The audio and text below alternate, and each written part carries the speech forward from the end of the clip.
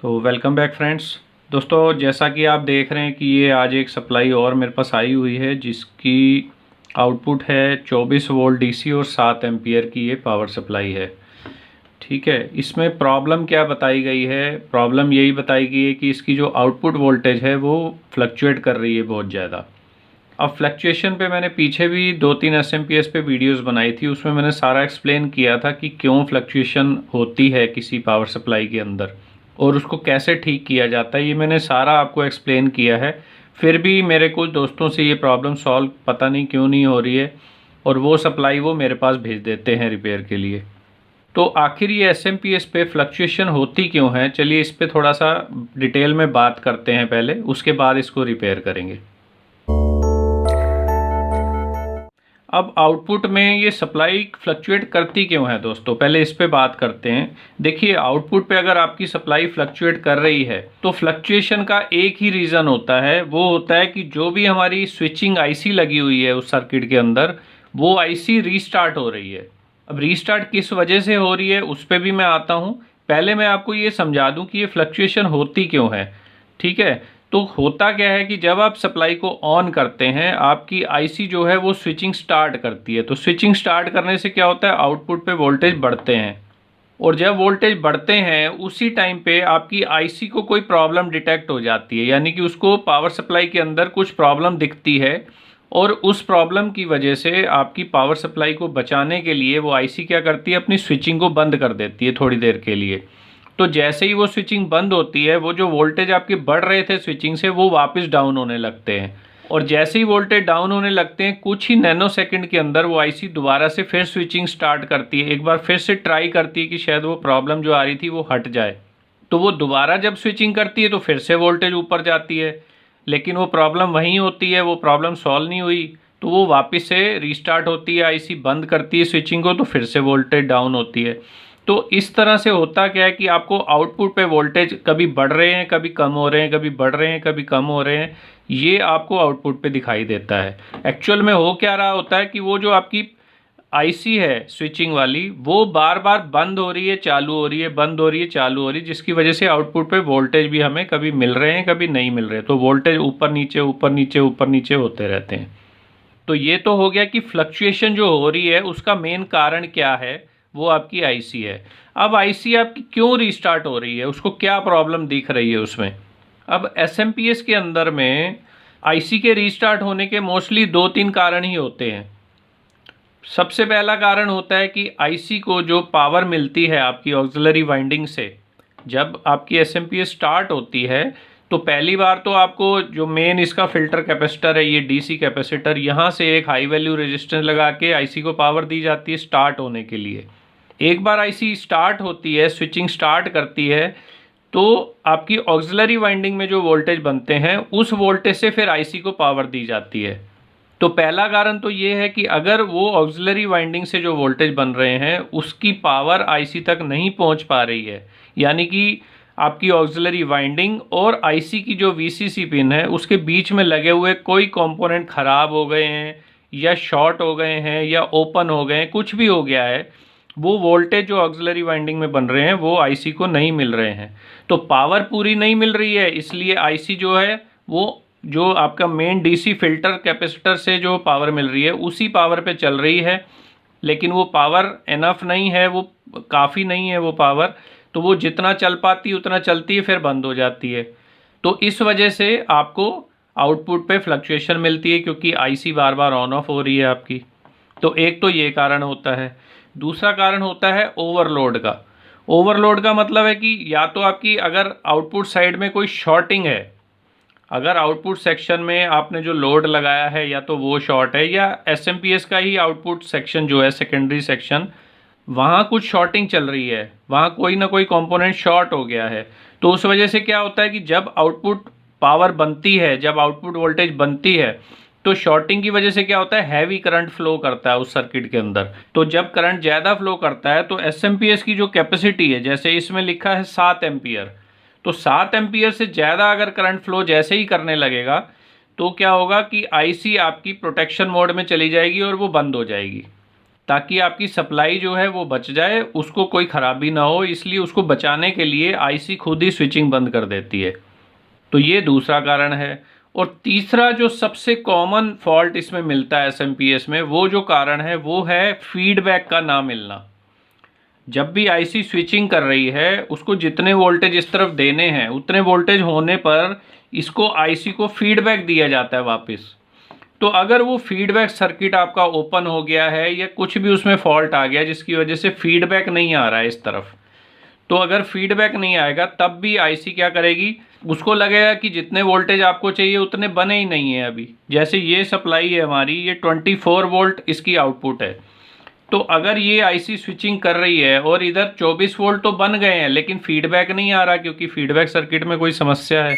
तो हमें तो यहाँ पर 24 वोल्ट मिल गए हैं लेकिन आईसी को अभी भी पता नहीं है कि 24 हो गए हैं, क्योंकि उसको तो फीडबैक से ही पता चलेगा। तो उसको लग रहा है कि 24 वोल्ट पूरे नहीं हुए हैं, वो इधर से क्या कर रहा है, अपना ड्यूटी साइकिल को बढ़ाता जा रहा है ताकि इधर और वोल्टेज बढ़ जाए।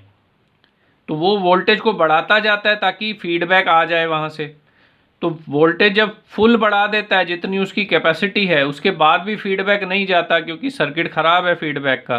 तो फीडबैक जब नहीं मिलता है और आईसी की जो लिमिट है वो वहाँ अपनी मैक्सिमम लिमिट तक स्विचिंग कर देती है, उसके बाद वो एक बार रीस्टार्ट होती है और रीस्टार्ट होके फिर से दोबारा से नीचे से स्विचिंग शुरू करती है। तो उस केस में क्या होता है कि वोल्टेज आपके, अगर ये 24 वोल्ट की एसएमपीएस है तो वोल्टेज आउटपुट में 24 से भी ऊपर चले जाएंगे और फिर नीचे आएंगे, फिर दोबारा ऊपर जाएंगे, फिर नीचे आएंगे। तो इस तरह ऊपर नीचे ये फ्लक्चुएशन इसमें आपको मिलेगी। तो ये तो हमने सारे कारण डिस्कस कर लिए कि फ्लक्चुएशन होती क्यों है एसएमपीएस के अंदर में। ठीक है दोस्तों, अब हम इस एसएमपीएस को चेक करते हैं। मैं उम्मीद करता हूं कि अब ये फ्लक्चुएशन के ऊपर मेरे को और कोई वीडियो ना बनानी पड़े, क्योंकि मैंने बहुत ज़्यादा डीपली इसमें एक्सप्लेन आपको कर दिया है कि फ्लक्चुएशन क्यों होती है। तो आप अगर थोड़ा सा भी ध्यान देंगे इसके ऊपर तो मुझे पूरी उम्मीद है कि आप फॉल्ट को ढूंढ लेंगे दोस्तों। ठीक है, अब इस सप्लाई को मैं एक बार ऑन करता हूं और आपको दिखाता हूं कि पहले इसमें हो क्या रहा है। ये मैंने सप्लाई को ऑन कर दिया है। देखिए आप, इसमें एलईडी तो लगी है पर एलईडी इसकी ऑन नहीं हुई है। और वोल्टेज इसमें चेक कर लेते हैं।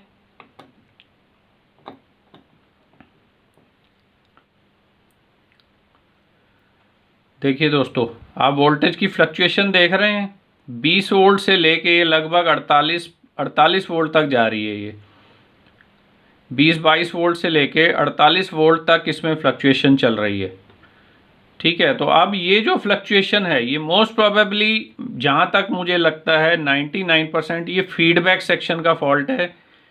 आईसी को फीडबैक नहीं मिल रहा है, वो अपनी पूरी ड्यूटी साइकिल यूज़ कर रही है, इसीलिए जितनी आउटपुट आपकी इस सप्लाई की है उससे ज़्यादा वोल्टेज आपको मिल रहे हैं। देख सकते हैं आप, 24 वोल्ट की एसएमपीएस है और ये 48 वोल्ट तक आउटपुट दिखाता है। देखिए 49 वोल्ट तक भी दिखाया है इसने।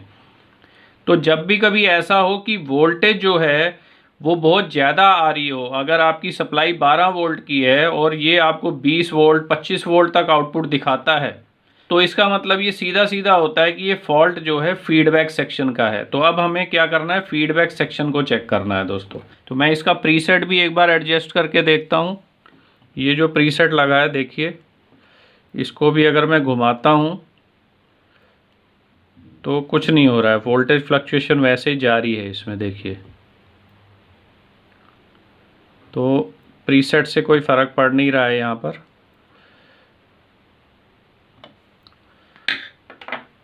तो चलिए अब इसका फीडबैक सेक्शन हम सबसे पहले चेक करते हैं। इसको मैं पावर को ऑफ़ कर देता हूँ।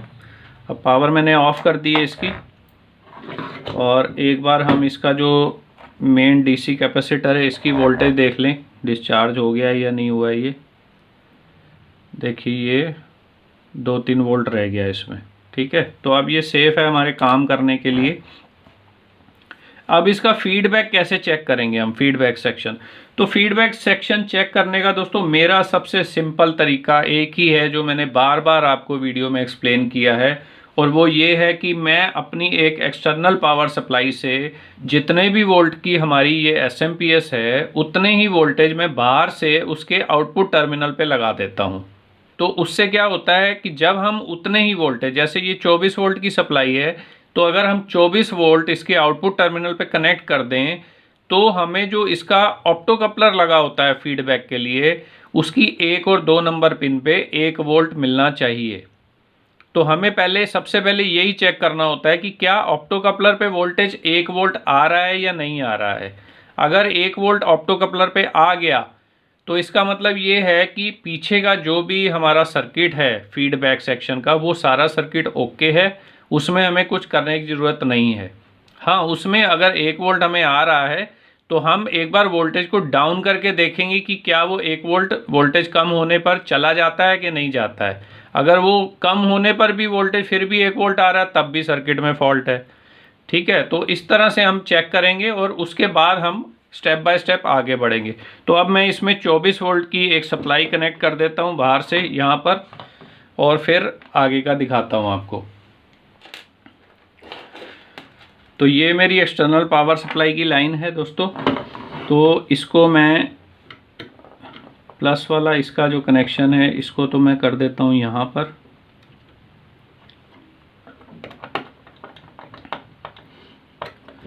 और ग्राउंड को ग्राउंड के साथ जोड़ देते हैं।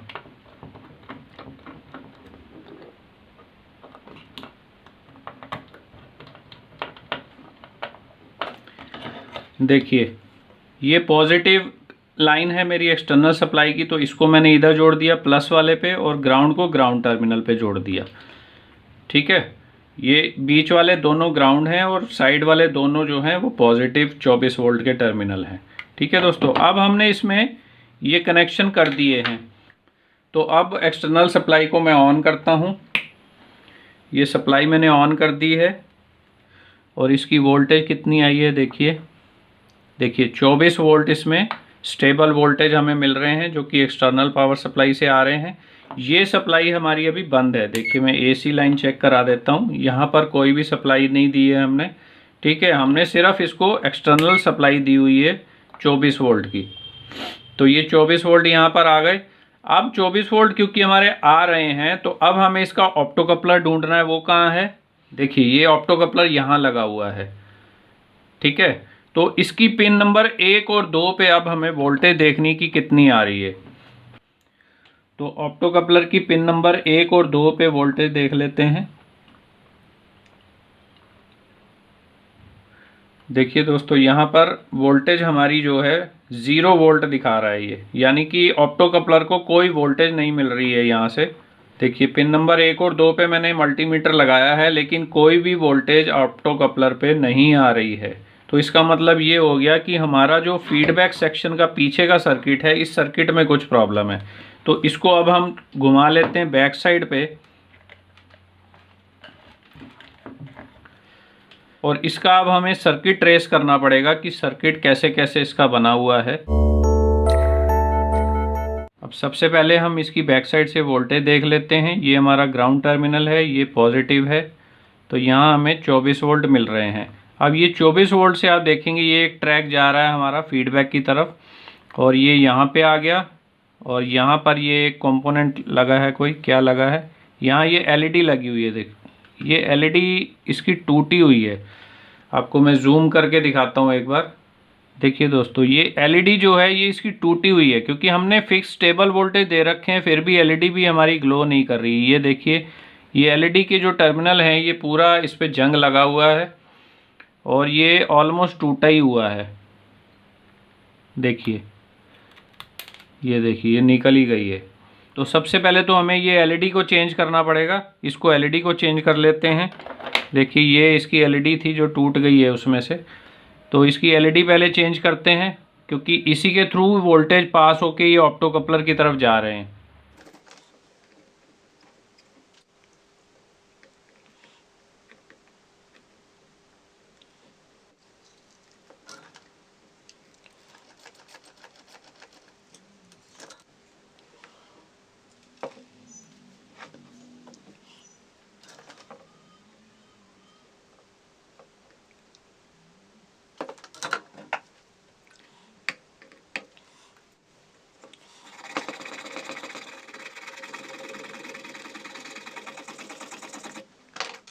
तो ये दोस्तों अब हमने इसकी एलईडी चेंज कर दी है। आप देख सकते हैं इसमें मैंने नई एलईडी लगा दी है अब यहाँ पर। ठीक है, अब इसको हम दोबारा से ऑन करके देखते हैं। ये इसकी एक मेंस की लीड की वायर टूट गई, इसको निकाल देते हैं अभी। और अभी हम एक्सटर्नल सप्लाई पे ही चेक कर रहे हैं इसको, ठीक है। अब हम इसको दोबारा से एक्सटर्नल सप्लाई देते हैं। तो ये मैंने सप्लाई इसमें दोबारा से दे दी है। अब इसकी वोल्टेज चेक कर लेते हैं एक बार। देखिए अभी भी 24 वोल्ट इसमें आ रही है, लेकिन एलईडी हमारी ऑन नहीं हुई है अभी भी। एलईडी अभी भी बंद है हमारी। अब हम आगे का सर्किट इसका चेक कर लेते हैं, ट्रेस करते हैं। अब यहाँ ये हमारा ग्राउंड टर्मिनल हो गया और ये हमारा 24 वोल्ट का टर्मिनल है। 24 वोल्ट हमने दी हुई है, ठीक है। अब यहाँ से ये टर्मिनल सीधा इधर से जा रहा है, यहाँ पहुँचा 24 वोल्ट। इसके बाद ये आगे एलईडी लगी है, एलईडी से पास हुआ तो इसमें 22.5 वोल्ट रह गए, 1.5 वोल्ट एलईडी पे ड्रॉप हो गए। और यही 22.5 वोल्ट सीधा यहाँ से आके हमारे ऑप्टो कपलर की पिन नंबर 2 पर पहुँच गए। 22.5 वोल्ट ये दिखा रहा है, ठीक है। अब अगर हम TL431 के पिन नंबर 1 पे वोल्टेज देखें तो ये पिन नंबर 1 है इसका, यहाँ पर 2 वोल्ट के करीब हमें मिल रहे हैं अभी, ठीक है दोस्तों। अब इसी लाइन पे 24 वोल्ट वाली लाइन पे अगर हम देखें तो इसके आगे एक रेजिस्टेंस भी लगी हुई है। देखिए ये यहाँ एक रेजिस्टेंस लगी हुई है। तो इस रेजिस्टेंस के ये एक तरफ 24 वोल्ट मिल रहे हैं हमें, और दूसरी तरफ अगर हम देखें तो यहाँ हमें 8 वोल्ट की सप्लाई मिल रही है। उसके बाद में ये 8 वोल्ट जा रहे हैं, यहाँ पर एक प्रीसेट लगा हुआ है ये वाइट वाला, ये 8 वोल्ट ये प्रीसेट में आ गए यहाँ पर। और प्रीसेट के दूसरे पॉइंट से इसमें से निकले कितने 2 वोल्ट, और ये 2 वोल्ट जो हैं ये हमारे TL431 के पिन नंबर 1 पर आ गए हैं, ठीक है। तो अगर हम ये पिन नंबर 1 पे वोल्टेज को इसको थोड़ा सा प्रीसेट को घुमाते हैं और देखते हैं क्या इसमें वोल्टेज चेंज होते हैं। देखिए एलईडी भी ऑन हो गई है अब, और इस तरफ करने पे एलईडी बंद हो रही है। और ये हमने ऑन किया, देखिए एलईडी ऑन हो गई है हमारी यहाँ पर। अब इस पर हम वोल्टेज चेक करते हैं कितने आ गए हैं। ये हमने ग्राउंड ले लिया और पिन नंबर 1 जो है TL431 का, देखिए 2.5 वोल्ट जैसे ही आए हैं वो एलईडी भी ऑन हो गई साथ में। इसका मतलब ये सर्किट जो बना रखा है इन्होंने, इस एलईडी को जो हमारा ऑप्टो कपलर है उसकी सीरीज में लगाया हुआ है, यानी कि जब ऑप्टो कपलर चलेगा तब यहाँ पर एलईडी ऑन होगी, और अगर फीडबैक नहीं जा रहा है तो ये एलईडी भी आपकी बंद रहेगी। तो अब अगर हम ग्राउंड से देखें तो पिन नंबर 1 जो है TL431 का, वहाँ 2.5 वोल्ट आ गए हैं, ठीक है। तो अब 2.5 वोल्ट अगर यहाँ आ गए हैं तो ऑप्टो कपलर पे हमें कितने मिलने चाहिए, 1 वोल्ट मिलने चाहिए। तो ऑप्टो कपलर की ये जो दोनों पिनें हैं यहाँ पर हम देखें 1 वोल्ट आया कि नहीं। देखिए 1.1 वोल्ट इसमें अब आ गया है दोस्तों, ठीक है। तो 1.1 वोल्ट आ गया है, तो इसका मतलब अब क्या है, फीडबैक अब जा रहा होगा। तो अब हम एक काम करते हैं, इसको मेन सप्लाई देते हैं, एक्सटर्नल सप्लाई से एक बार हटा देते हैं इसको, और देखते हैं कि क्या ये प्रॉब्लम हमारी सॉर्ट आउट हुई है कि नहीं। मैं इसको बंद करता हूँ, एक्सटर्नल सप्लाई मैंने बंद कर दी है। अब इसकी कनेक्शंस हम निकाल देते हैं एक्सटर्नल पावर सप्लाई के।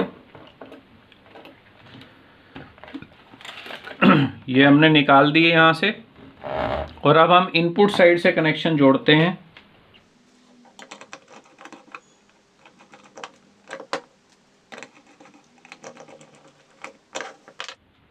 तो अब हम इसकी मेन सप्लाई को ऑन करते हैं, एसी इनपुट देते हैं इसको।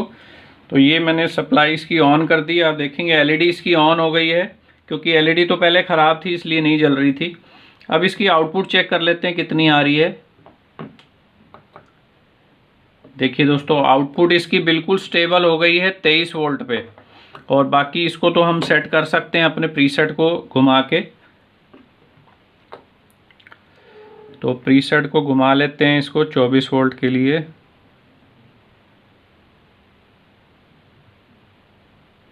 ये 24 वोल्ट हो गया। देखिए दोस्तों अब ये 24 वोल्ट पे बिल्कुल स्टेबल है, कोई इसमें फ्लक्चुएशन नहीं है, कुछ भी नहीं हो रहा, बिल्कुल स्टेबल चल रही है ये सप्लाई। और दूसरी साइड की भी वोल्टेज आप देख लो, इस तरफ भी ये भी 24 वोल्ट स्टेबल वोल्टेज आ रही है। तो नेट में हमें इसमें फॉल्ट क्या मिला, सिर्फ एक एलईडी इसकी ख़राब थी। एलईडी को जैसे ही लगाया हमने उसके बाद ये सर्किट बिल्कुल ठीक हो गया हमारा। अब इसमें कोई फ्लक्चुएशन नहीं है। तो इसमें जो डिज़ाइनर है उसने क्या कर रखा है कि जो एलईडी है उसको भी उसने फीडबैक सेक्शन के बीच में ही डाल रखा है। यानी कि जब फीडबैक जाएगा तभी एलईडी ऑन होगी, अगर फीडबैक नहीं जाएगा तो एलईडी ऑन नहीं होगी आपकी। तो उम्मीद है दोस्तों कि आज के वीडियो से आप बहुत अच्छी तरह समझ गए होंगे कि किस वजह से कोई एसएमपीएस में आउटपुट वोल्टेज फ्लक्चुएट करती है। मैंने आपको पूरा एक्सप्लेन कर दिया क्या क्या रीज़न हो सकते हैं और उसको कैसे हमें सॉर्ट आउट करना है वो भी आपको बता दिया। मोस्ट ऑफ द टाइम आपको, अगर आप 10 एसएमपीएस में ये प्रॉब्लम देखेंगे तो कम से कम 8 में आपको फीडबैक सेक्शन का ही फॉल्ट मिलेगा ये। और फीडबैक सेक्शन को चेक करने का मेरा तरीका दोस्तों यही है कि मैं एक एक्सटर्नल सप्लाई से जितने भी वोल्ट की वो एसएमपीएस है उतने वोल्टेज उसको आउटपुट पे देता हूँ और ऑप्टो कपलर पे 1 वोल्ट मैं चेक कर लेता हूँ। अगर 1 वोल्ट आ रहा है तो ऑप्टो कपलर की दूसरी साइड को चेक करेंगे, अगर 1 वोल्ट ही नहीं आ रहा है तो फिर उसी साइड में फॉल्ट है, तो उस फॉल्ट को ढूंढना है और उसको ठीक करना है। तो उसके बाद आपकी सप्लाई बिल्कुल ओके हो गई दोस्तों। तो उम्मीद करता हूँ कि आज की वीडियो से आपने कुछ सीखा होगा दोस्तों। अगर इससे रिलेटेड आपका कोई भी सवाल हो आप नीचे कमेंट कर दें और अगर वीडियो अच्छी लगी है तो इसको ज़रूर लाइक करें। चैनल अगर सब्सक्राइब नहीं किया है तो चैनल भी सब्सक्राइब कर लें। मैं कोशिश करता हूँ कि वीडियो आपके लिए जल्दी से जल्दी बनाऊँ, लेकिन वर्कलोड ज़्यादा होने की वजह से मैं वीडियो जल्दी जल्दी बना नहीं पाता हूँ। बीच में कुछ मेरी हेल्थ की भी प्रॉब्लम थी तो उसकी वजह से कई दिन मैं काम कर नहीं पाया और जिसकी वजह से काफ़ी सारा काम जो है पेंडिंग में चला गया है। तो पेंडिंग काम को ख़त्म करने के चक्कर में मैं वीडियो भी नहीं बना पाया आपके लिए, पर अब धीरे धीरे मैं पेंडिंग काम को ख़त्म कर रहा हूँ और जल्दी जल्दी आपके लिए वीडियो बनाने की कोशिश करूँगा दोस्तों। ठीक है दोस्तों, तो मैं जल्दी ही आपको फिर से मिलता हूँ अगली वीडियो में। तब तक के लिए नमस्कार दोस्तों।